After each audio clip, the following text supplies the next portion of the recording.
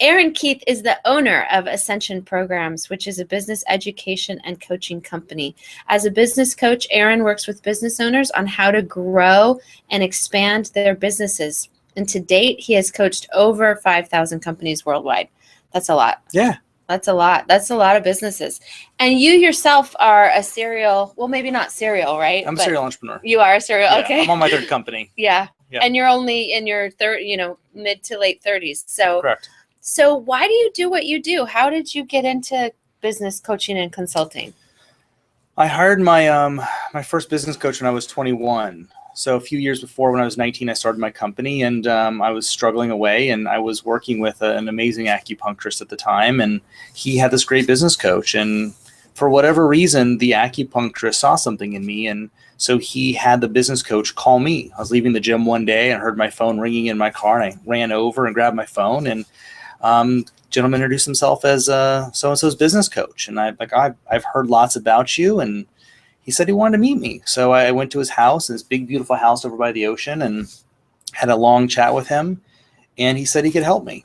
So I signed his contract and started coaching with him. And he helped me go from $1,000 a month. When I was 21 years old, I was making about $1,000 a month. My dad was paying my bills for me, and I was barely surviving. Yeah. To $14,000 a month within 10 months. Wow. So he, and $14,000 a month now at 22.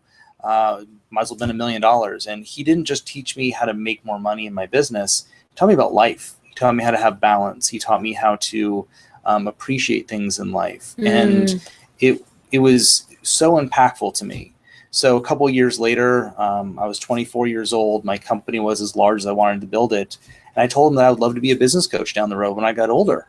And he said, well, why wait? I'll train you now. I'm like, well, I look like I'm 12 and I don't know how to do this. And so he said, listen, that's just a conversation. I'll train you.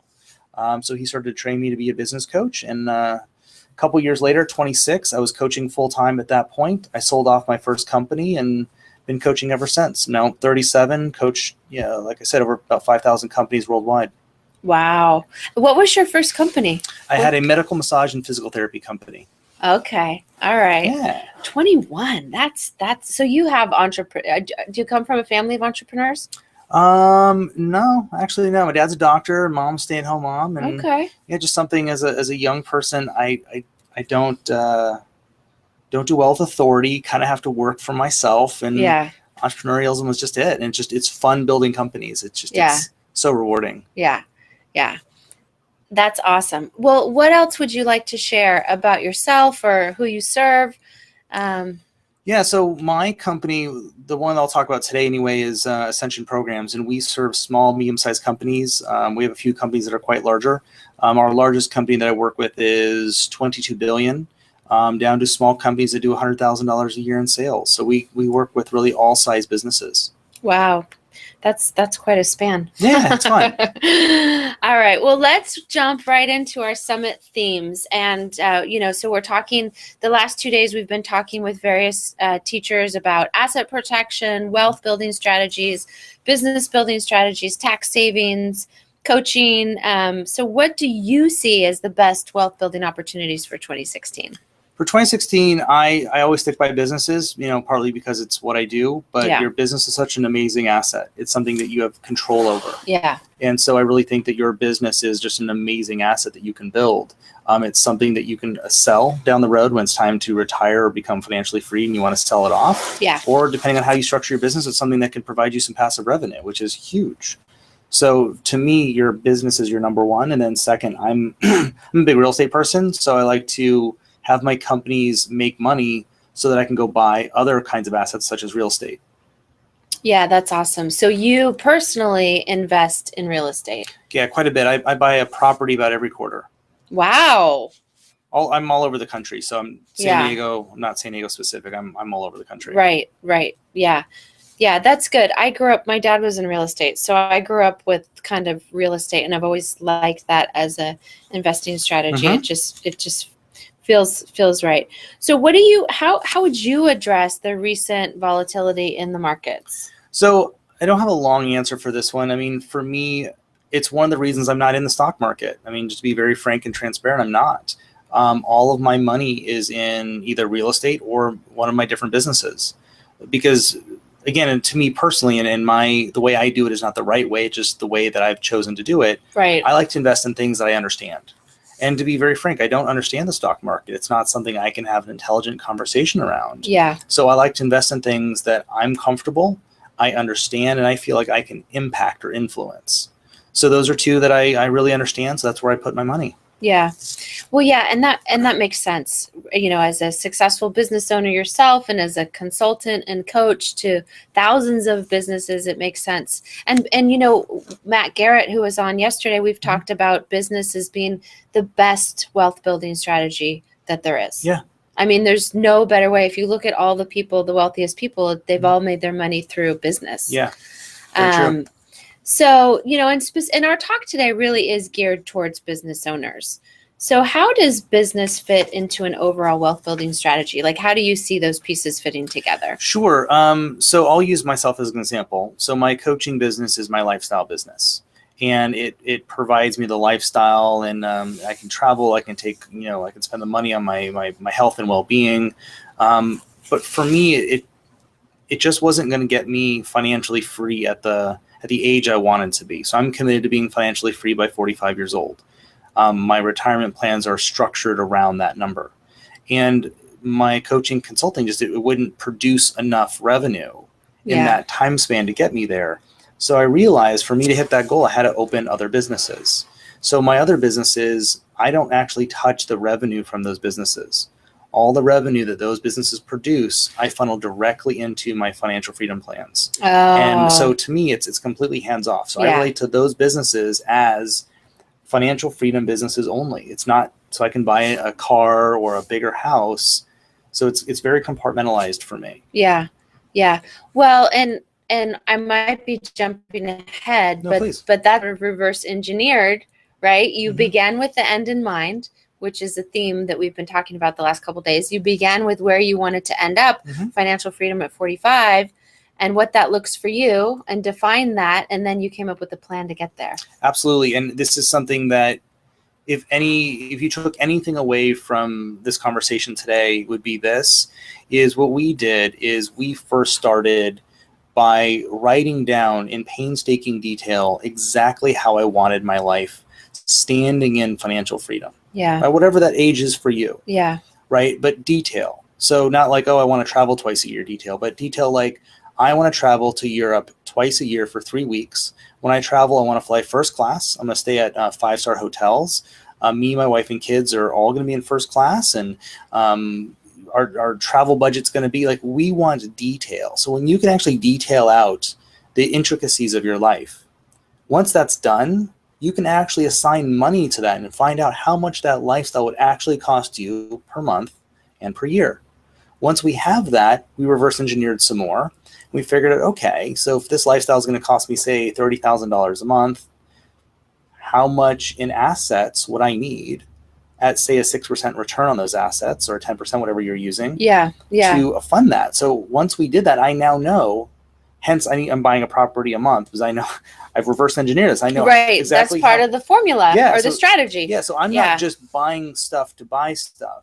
Yeah. I know exactly how many properties I have to buy this year.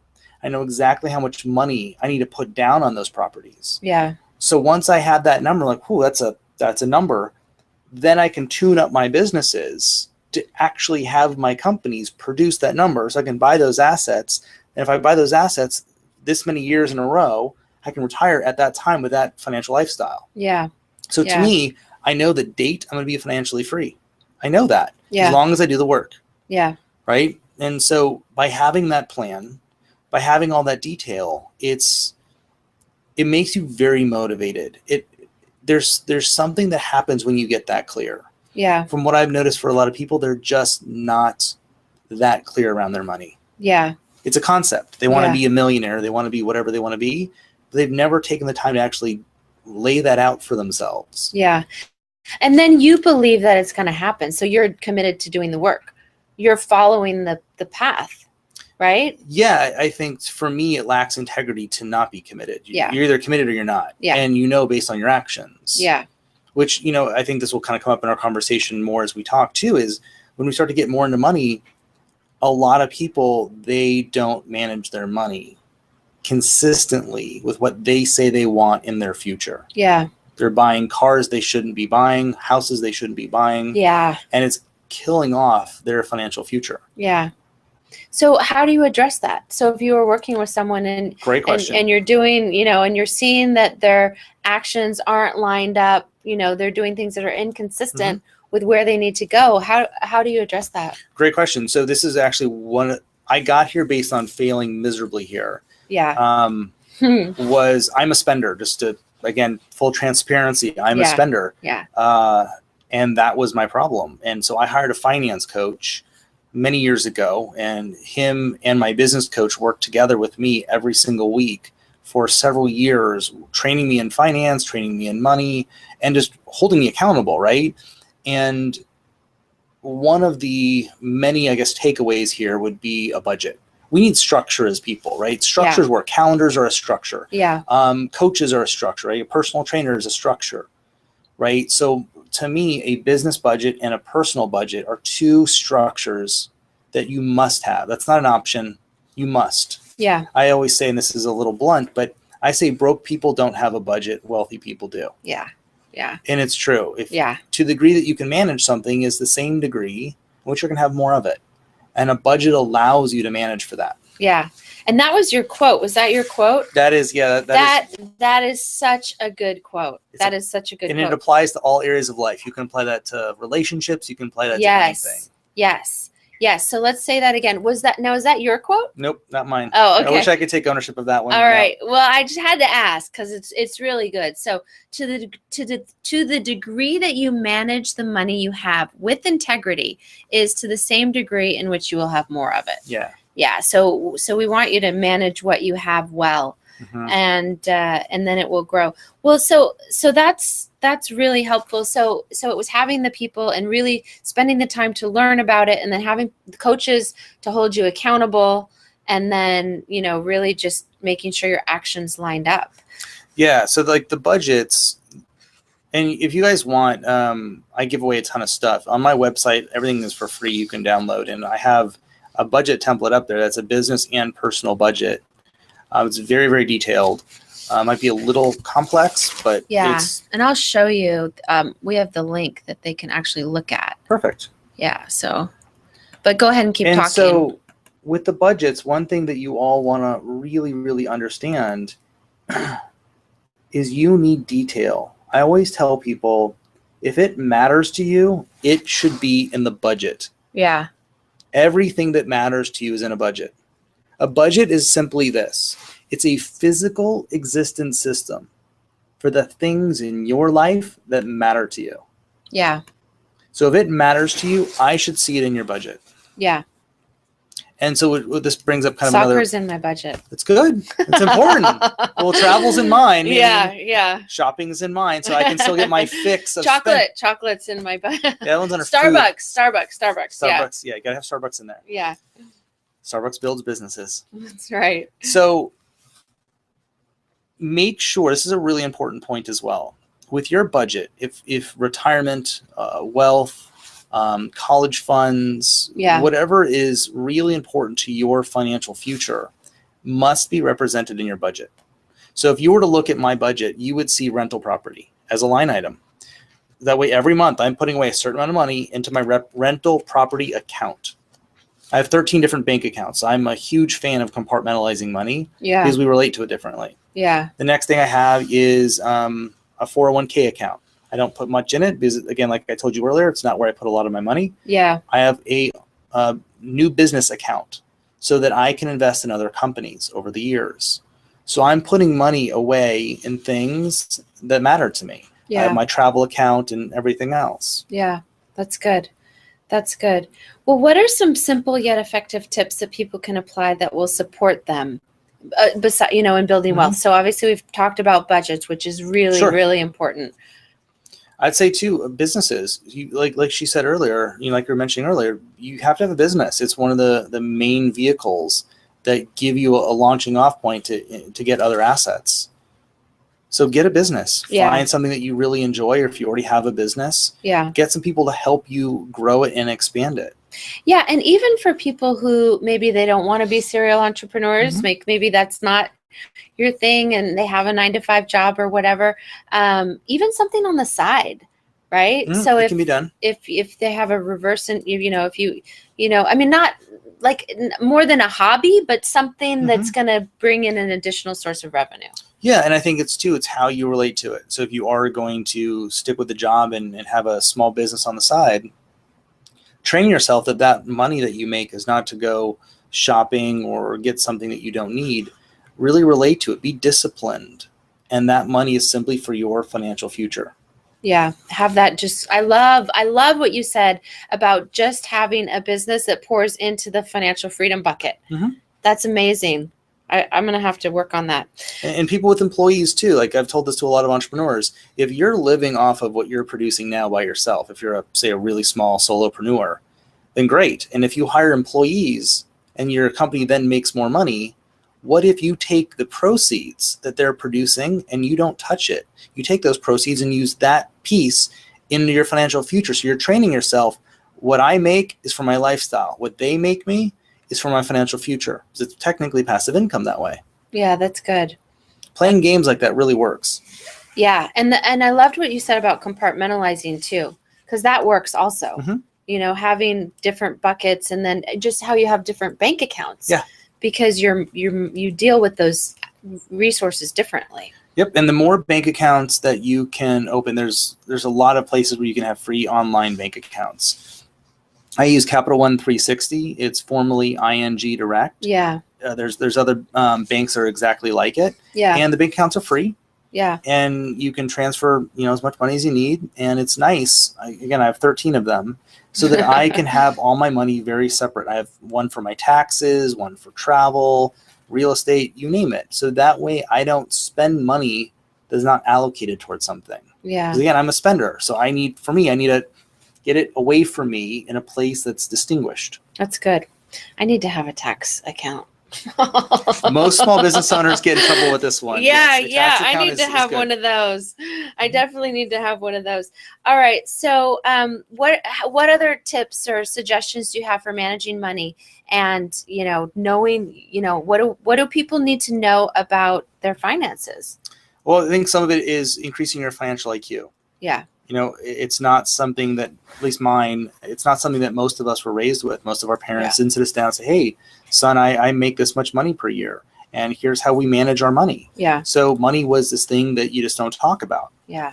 And, depending on what generation you are, there's a lot of deep-seated, I'd say, contracting conversations around money. And it's this nebulous thing that a lot of people just don't understand. Yeah. So the first thing for me around the money aspect is understand what it is. If you want more of it, you kind of need to understand what it is. Yeah. So start to study what is money.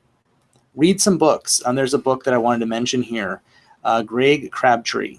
So Greg Crabtree has a book called Simple Numbers, Straight Profits. I've been reading business books since I was 21, 22 years old. Hands down the best financial book I've ever read. Most of the entrepreneurs that I know just love him in this book. And I don't know if he has any other books at this point, but this book it's not a boring finance book, and he's extremely intelligent about this. Great. Every entrepreneur must read that book. That's good. And we'll make a list of free resources and suggestions that we'll disseminate to everyone. All right. So that's good. All right. So here's everyone's favorite topic, right? So let's talk about common mistakes that business owners have made. Okay. I think you shared, some of your journey, but let's talk about some mistakes with business. Yeah. Let's see. Mistakes with business. And it's par for the course, right? It is. It's unavoidable. To some extent. There's so many. It's actually hard to choose. I know, right? It's constant failure. Yeah. I mean, that's the thing. Is entrepreneurialism is failure with glimmer of success. Yeah. And at the end of the day, you look back like, oh my God, I can't believe I made it, and I have my sanity intact. This is amazing. So failures, I would say, is I've jumped into a partnership or so that I probably didn't do my due diligence with. Yeah. Based on convenience or ease. So as a business coach anyway, I've coached more people out of partnerships than I have coached into partnerships. So if you are going to get into a partnership with someone, really think about what are both parties bringing to the table. Yeah. Sometimes, or a lot of the times, I see people become business partners because it's safe. They're afraid, and there's safety in numbers, and they think it splits their risk, and ultimately it can be a huge financial mess at the end with attorneys. So I've learned that lesson. I'd say. Well, and just to expand upon that point, because I do, we draft partnership agreements and some small business agreements, not for larger companies, but I tell people it's almost like a marriage. You need to really know your partner and really understand, like you said, what they're bringing to the table. Do your due diligence. Like, you're not going to just go out and marry, the first girl that you date, or, have a 1 month relationship with. Right. It's the same thing with business. But partnerships, I mean, if done right, and if you find the right joint ventures and the right strategic partners, they can be amazing to take you from here to here. Yeah. But, it's also an area where the risk is really high because it's also possible that it's totally going to flop. It is. Yeah. I mean, just in one of my other ventures, I have a partner in that venture, and, we've had our ups and downs where we've worked out all of our relationship stuff. Yeah. So, it's like, I'm going to say it in a little bit more of a blunt fashion than what you said is, a partnership is a marriage minus the sex. Yeah. You're fighting about money. Yeah. You're fighting about, you disrespected me. It is absolutely a marriage. Yeah. So don't think it's anything other than that. Yeah. I would say I've done a lot of business without having good attorneys around me. That's something that I've rectified over the last couple of years. And now I have a really great team of attorneys. I probably talk to my business attorney probably twice a week. Yeah, I mean, I text her all the time. She's a friend at this point. Yeah. But surround yourself with really good people. That's where I made errors early on, is I thought that I could do it on my own because I was an independent person who was bullheaded. And oh my gosh, the wrong thinking. Get a team. Yeah. Some of the things I wanted to kind of put out there around this subject is, I would say find a CEO group or some kind of a mastermind group where you can be around other entrepreneurs and business owners. One of the most valuable things you will ever do, and you'll probably meet some of your best friends in your life in a place like that. Find a business coach or business consultant. They're all over the country. There's amazing business coaches out there, and interview several. You want to interview several of them and find someone you really, really click with, because coaching is intimate. It gets intimate real quick. So find someone that you trust, who gets you, and who has the background that will get you to where you're trying to get your company, who knows how to get your company there. Yeah. Has done it before. Yeah. Yeah. And so we talked about this before we went live. I mean, you had your first coach when you were how old? I hired him when I was 21. Yeah. And you still have someone that you use. I get coached every single Monday. Yeah. So I've had a business coach every single Monday morning since I'm 37 now, since I was 21. Wow. So every single Monday still, and I always will. Yeah. That's awesome. And at some point, when I was really at the peak of my training and development, I had a life coach on Monday, had my business coach, had my finance coach, I have a spiritual teacher. So all of those people on one day, it was over 6 hours of calls just on my training and development for 10 solid years with that team of people. Wow. So it pays off. Yeah, it's a good investment. Mm-hmm. It's a good investment. Well, what advice do you have for business owners? I mean, we've talked about several things so far, but what additional advice do you have about how to grow their business? Working on your business is absolutely paramount. Yeah. I run across, like today, I worked with about 10 business owners today on our calls. And just like today is one of the themes, a lot of them have not been working on their business, let's say. They work in their business. Yeah. And that's a challenge. especially as you're a hungry beast and it sucks you in. It's the worst thing that you can ever do, though. Business owners must have time in their calendar where they're working on their business, not just in their business. Yeah. And I know that, I think that phraseology was from the E-Myth. The E-Myth, Michael Gerber. Yeah, but tell people who might not be familiar with it, what do you mean by working on your business? So, sure. Give an example. Absolutely. Yeah. And just to reference the book, so Michael Gerber, he's kind of like the king of systemizing a business. If you haven't read his book, The E-Myth Revisited, E stands for entrepreneurial, so the entrepreneurial myth. And he really makes a point to show business owners that you need to work on it. So scheduling, I usually tell people you need 1 day a week. Some people will argue with me back, and I'll negotiate down to half a day. But you need at least half a day to a full day where you're working on your business. So here's an example of working on your business. You should have a little bit of time every single chunk of your business day where you're doing strategy and planning time. You're looking at, okay, what's our goal this month? How are we doing against that goal? What are our numbers? What are our statistics? So that you're constantly dealing with the reality of where is my company in relationship to where it's supposed to be based on our sales timeline. Finances. Got to manage money. Got to be a good steward of something. Yeah. Can't say you want to have more money if you're not managing the money you already have. A lot of people, most of us, are not managing the money they already have, while yet they want more of it. Kind of a contradiction. So you should have about an hour to hour and a half in your business day where you're working on your business and managing that money. Yeah. Marketing and sales. You have to be dealing with, okay, what's the marketing plan? How's our marketing working? What are our statistics around our marketing?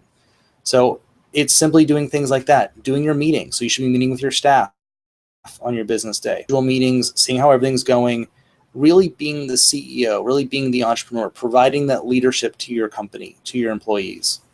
So all of those things would be an example of what you want to stack up on your business day. Yeah, that's good. And it's hard because I know I set aside time Monday. We meet, our team meets, and we're supposed to go over our whips and our work in progress and things. And some Mondays things suck into it, or you get distracted, or so be committed to carving out this time, and that's a really good advice. Well, have it scheduled out. That's the thing. Like just to provide coaching to what she said. Yeah. Nothing can encroach. Yeah. So if you relate to that, in the calendar, it has to be in the calendar, reoccurred for the rest of the year. So it should be a reoccurring thing. You should not schedule it in. Yeah. You should schedule it once and it's done. It's scheduled for the rest of time. Yeah. Working on your business is the single most important thing an entrepreneur can do. Yeah. If you don't work on it, you won't have it. Yeah. And talk about systems. Yeah, so that's huge. I mean, I was lucky when I started my business that I bought, or it wasn't really a franchise, but there were systems that came with it. So I didn't have to reinvent the wheel. But talk about systems. So as you're building your company, systems will quickly be, extremely foundational for you. Systems allow things to be consistent. So when something in a business is inconsistent, we usually say that the system is missing, or the system that's in place is breaking down. So systems provide that consistency for us. So we should have certain systems in place. Like all businesses need certain foundational systems. So some of them would be goals. You actually do need goals with by when dates for your company so that you have clear annual goals. By the end of the year, we will do this in sales, and here's 2 or 3 other areas of the company that we want to produce results in. So put the goals aside for a second. Next goal will be a sales timeline. I usually recommend all my companies have a sales timeline broken down by month. So there's a trajectory, right? There's a plan month by month by month of what we're going to sell by revenue streams. Yeah. After the sales timeline is complete, then the marketing plan. We've got to have a marketing plan to produce the customers to do the sales, right? So we need to have a marketing plan in place. And just on and on and on from there. And it can get as granular as job descriptions for every staff member and a metrics to measure their performance. Yeah. So systems are foundational if you're planning on building a decent sized business or larger. Yes. A baby little business can get away with winging it, but once the business starts to grow some legs, you must learn how to get systems in place. A book to reference regarding systems, I would say Traction. Traction, if you Google, I forgot the author. Yeah. It's a black book with a big tire print going across it. Traction in my world is the E-Myth on steroids. So you read the E-Myth first, Then you read Traction. And between those two books, you will have phenomenal guideposts around your company. Yeah, that's good. That's good. And the systems, I totally lost my train of thought. Sorry, on the we're talking systems. Yeah. But so Traction, yeah, so we'll get that book. And you talked about having a good team in place. Mm-hmm. So what advice do you have for people to build wealth and create their legacy? For building wealth and creating your legacy, I think one of the things that I would put up there first would be your plans. Yeah. If you don't have a date that you're committing to, again, do we hit our goals? No, not always. A lot of times we don't hit our goals. But if you don't have a goal, you're not going to make as much forward progress as you would if you had one. So set a goal. Yeah. And don't make it like it's a theoretic someday pie in the sky goal. Actually do the work to become committed to that goal. Once you're committed to the goal, build a plan. That's what financial advisors are for. You go find a financial advisor who can help you build a legitimate plan. Yeah. That plan should tell you what your number is and what asset classes make up that number. Once you understand that, you'll be a little bit more driven to build your companies. That's good. Because once you know the number, you're dealing with reality. And sometimes it's ugly. Mine was. I was terrified. I saw this big ass number. I was like, I don't know how I'm going to hit that. Yeah. And again, I'm really big on structure because I think structure is foundational for us. I have 3 retirement plans. I have a conservative, a moderate, and a rich. And my 3 plans are framed on the wall in my office. Yeah. So that when I'm working, I'm looking at them. I can see my number. And I'm dealing with this is why I'm working. I'm working toward that. Yeah. So it stays present for me while I'm doing this. Yeah. Yeah, that's good. I remembered my train of thought, which was when we were talking about systems, another really important reason to have systems is if you want to sell your business. Mm-hmm. Correct. Yeah. So you could sell a business without systems. You're not going to get nearly as much. You're basically, depending on your industry, most people are probably buying your client list. Yeah.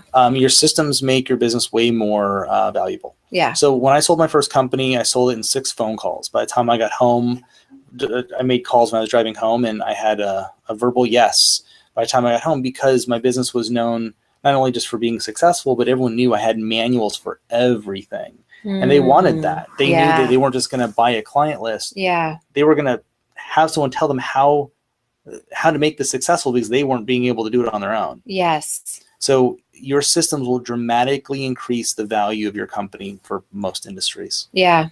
Yeah. What would you say about generational wealth? Because that's been another theme that we've been talking about. Yeah. That's important. So what are your, well, it is, I'm very passionate about it because, I told my story in a previous broadcast, but it's just something I'm passionate about, building something for the future and being intentional about that. Right. So share your thoughts on that topic. So I love this one. I'm really big on this, I think also too, because my business coach was kind of a father figure to me. Yeah. I wasn't close with my family when I was young, and he kind of stepped into that role as well. And because I was taught about money and business at such a young age, it gave me an advantage. And I think for generational wealth, listen, it's really great if you listening to this are a great entrepreneur and you've built real estate, you've built a lot of money in the stock market, you've built companies that are running without you. That's awesome.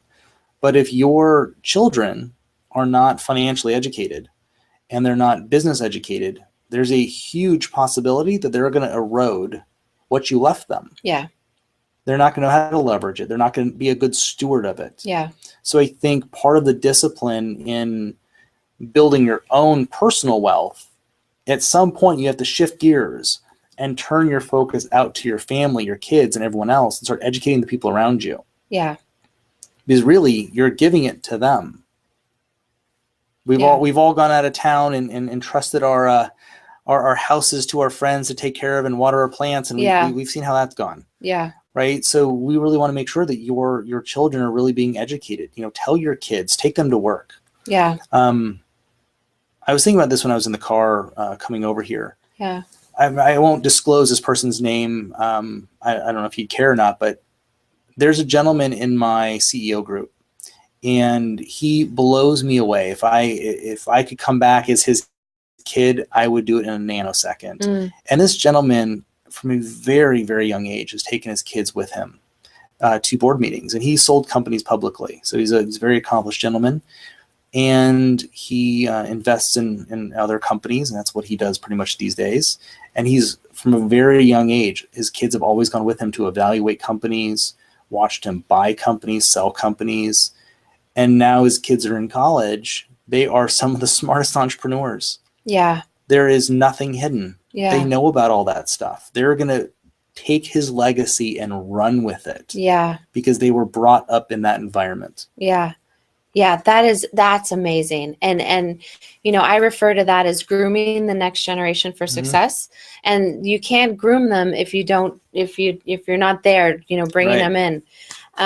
That's inspiring. That's very inspiring. Yeah, because really, you know, if you want your kids to take over, either you're going to have an exit strategy where you're going to have a buy sell in place, or you're going to have some strategy where, you know, this isn't my forever business. And maybe the kids don't want to go into the same business. You know, maybe their vision is something else, but what's more important is the wisdom, the skills, the mindsets. You know, those are the things, because the statistics are staggering, which you may know. The first generation, I mean, this is what I do for a living, right? But the first generation, 70% of the wealth is gone. Gotcha. By the third generation, 90% of it's gone. Yep. And with family businesses and with businesses, the statistics are similar. So really creating sustainable businesses or wealth, it has been very challenging for people, because, you know, what worked in the first generation, if you're not bringing them along and grooming them, because it's the skills and the mind that you've been talking about today, you know, if the kids are just at home or they're doing their own thing, they're not going to get all that without that teaching and training. There's not. And I think something, this might sound a little out there, but what I notice as a business coach, anyway, just because I see so much, I get the privilege of having so much interaction with my clients. I know a lot about what's happening behind the scenes in their family. Yeah. What I start to notice too is young entrepreneurs coming in, or entrepreneurs that are taking over their parents' businesses, because they're so young and they're in the culture, right? They're the housewives of something, and the Kardashians, and they watch all of this reality TV, and they see the glitz, the glamour, the cars, the jewelry, the partying. They see all these things that are very expensive. And so their lifestyle, their ego is a little wrapped up in their lifestyle. And so they start to spend a lot of that money. So again, it really goes back to financial IQ. You know, you got to increase their financial IQ. Or their lifestyle, the culture kind of derails them from that purpose. And in the last, an earlier talk today, we were talking with a soul coach. And so it's really getting in touch with, you know, it's great to have the skills and it's great to have the mindsets, but really, you know, for every individual to understand their purpose. The why, understand their purpose, and that it doesn't have to be the same as your parents. It doesn't have to be what your parents want for you. It shouldn't be. Yeah, exactly. It's not authentic if it's what someone else's wants. Yeah, it can't be externally defined, but nonetheless, once you figure out, you know, and really to have that empowering belief that you can take what's been given to you and build on it, you know, because ideally I want to empower people to be successful in this generation, but then to empower the next generation to stand on their shoulders. Right. Instead of, you know, 70% failure rate, you know, have a high success rate where they not only took the foundation that they were given, so that your children, Aaron, will go, well, yeah, my dad was an entrepreneur and he was financially free by, you know, 45. And here's my mission. Right. And I'm going to take this amazing foundation that he's built for us, and then we're going to go even higher. I think that's part of the education process, right? Is to have those conversations with the people who are taking over this, your kids. And ask them, son, daughter, you know, what matters to you? What's your why? And I think too, the next generation is doing kind of a better job at this next aspect than I think a lot of us did. Is a lot of newer companies coming up in the world are very philanthropic. Their companies are attached to a why that's bigger than just them. So that's also something to instill in your kids at a young age, is give back. Make your company attach to something. All of my companies that I have, and they're on the website, you can see it on our websites, they all give back to different charities. Yeah. You know, so my coaching company, we give 2% of gross revenue to charities. Yeah. Right off the top. Yeah. And it makes the business have even more of a heart to it. Yeah. Yeah. And you're right. This generation that's coming up, they're very passionate about that. Very passionate about that, as we all should be. Mm-hmm. All right. So you've talked a lot about financial IQ. Mm-hmm. So how can someone increase their financial IQ? What are some things that they can do? Yeah, this is not an easy one. I was thinking about this before I came in too. Again, I can only speak from my own personal experience, and mine was through being trained and coached by someone who had the knowledge that I didn't. Yeah. And to me, that was very impactful. Reading books, you know, I mentioned one earlier, but reading is huge. And getting some accountability, you know, financial advisors, depending on where you are in your life. A good financial advisor, and I say good, they are challenging to find. I coach several financial advisors, and I've met many over the years. And there's only a handful that I refer to. Yeah. A good financial advisor is, in a sense, a financial coach for you, and they will help you with that. They can't do the day-to-day, but it helps. Yeah. My bookkeeper, I have two of them, and my bookkeepers also coach me and hold me accountable to my numbers. Yeah. So between my finance coach, my bookkeepers, which is unusual for bookkeepers, because I've had bookkeepers that don't, you know, they do the books, but that's about it. There's no kind of feedback or. Yeah, I'm lucky. I've had these bookkeepers for 15 years. They've done a tremendous amount of personal growth and development work as well. So they are not your normal bookkeepers. Yeah, yeah. I'm like, that doesn't sound normal. Yeah, and if you guys want their information, email me. I can give you the financial advisors that I recommend, and these people are very vetted out. But that's something to really consider is, again, you've got to have a team around you. Yeah. Some of it is your own responsibility to bring information into your brain through reading books on tape. Other than that, go find people who can help you with that, who can talk you through it and show you. As finance, you got to see it. You got to see the numbers. I hear a lot of times that you're not good with, people say they're not good with numbers. That's bullshit. That's crap. Sorry for swearing. It's all right. That's a conversation. Yeah. You are good at what you say you're good at. Yeah. And if you want to be wealthy, then I suggest you get better with numbers, or you won't have money. Yeah.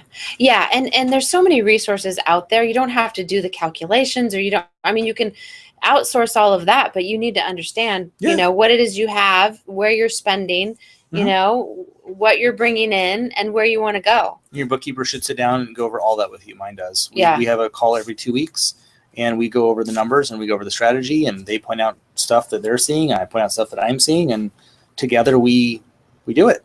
Yeah, that's good. That's good. All right. Well, back to our legacy theme. So legacy is often referred to as something that you leave behind. So it, you know, and we talk about different types of legacy. There's financial legacy, there's inspirational legacy, contribution legacy. You're giving to charity, which is amazing. So legacy can mean different things to different people. But what do you, Aaron Keith, business coach and consultant, what do you want your legacy to be? Let's see. I think there's a couple areas for me. I guess first and foremost, I've written 15 books, and they're all at different stages of completion. And I really want to leave information. Yeah. You know, I've been very lucky to have crossed paths with my coaches and consultants over the years. And I mean, the information they gave to me is just invaluable. And I wish I was a third of the coach that they are. So I want to take this information that it's been instilled in me and that I've learned from just my own experience in training and development. And I want to make sure that they're in a format that makes a difference for business owners and entrepreneurs. So information would be one. And then more personal, close to home, businesses and real estate. You know, my kids will eventually walk into a sizable amount of real estate. And I want them to understand what that asset class is. I want them to know how to leverage it. And then businesses. I don't know if my kids will take over my businesses or not. I may sell them. I'm not, you know, I got a long time to figure that one out. Yeah. And I'll have other businesses by the time I have kids and they grow up. So at this point, we'll see. And I'm more interested in teaching them how to build businesses, but I don't think building businesses is that hard once you get the formula down. Yeah. I don't. Yeah. And I'd rather them What's the formula? That's probably another episode. All right, we'll have to do another webinar on the business building form once you get the business formula down. There you go. Yeah. All right. Well, closing thoughts, and I'm going to go back to the screen where we have your website and the links just so that people can see that. But I know you mentioned a few books and we mentioned your quote, but what are your closing thoughts for everyone?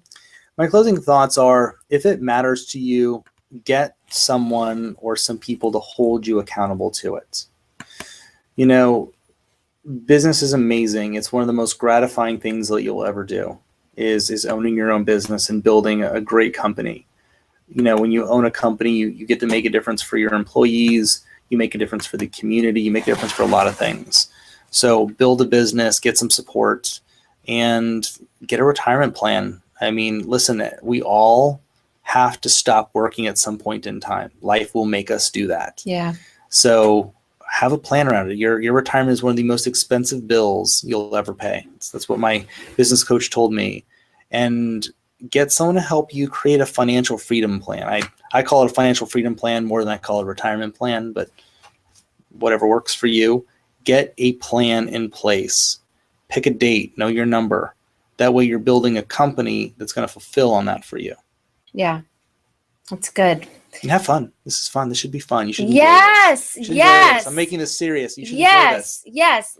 That's so important, because if you're not enjoying the journey and you're just, doing all these things for some future enjoyment, some future financial freedom date, like we have to enjoy today. Yeah. And the present. You may not make it to the future, so it's not guaranteed. And I know that as an estate planning attorney all too well. No one is promised tomorrow, so make every day count. Well, Aaron, thank you so much. I'm putting your slide back up on the screen. So tell people about your resources and where they can go. Yeah, so there's two main resources. My site has different stuff on there, but I think two that you guys might enjoy. One, I used to lead seminars for many, many years, and we've recorded a year's worth of seminars. So we have 12 different seminars up there that you can download at no charge and watch at your leisure. And then we also have... That's amazing. Yeah, it's fun. I've been to one of your seminars. Yeah, you have. That's amazing. They're good. They are. We like to think so. We like to think so. They're good. And then we have another page that has just some free products, templates of things that you might need, such as the budgets. Yeah. And we always update it from time to time. I have everything from sales timelines, business budgets, personal budgets, job descriptions, just a lot of the basic systems that a lot of entrepreneurs need. So we just put them up there for people to have. Awesome. Well, go check out his resources. And if people want to get in touch with you, what's the best way for them to find you? You can go to my website. You can just contact me through that. My email's up there, Aaron at Ascension Programs. You can also give us a call at the office, 619-262-6200. All right, 619-262-6200. Okay, we'll make that available for everyone too. Awesome. Well, thank you so much. We are signing off. Have a happy Friday, everyone. And for those of you who are on the replay, make it a great day and build your business. Bye, guys. Bye.